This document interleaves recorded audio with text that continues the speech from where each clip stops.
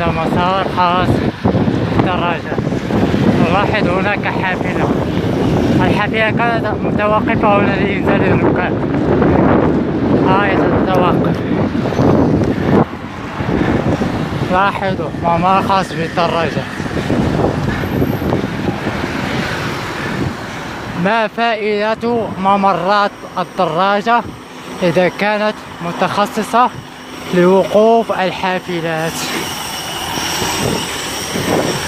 ما فائدة هذا المسار إذن؟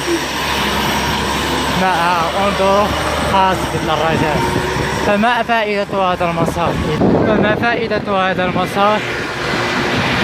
نفس الحافلة. ما فائدة هذا المسار إذا كان مخصص لوقوف الحافلة؟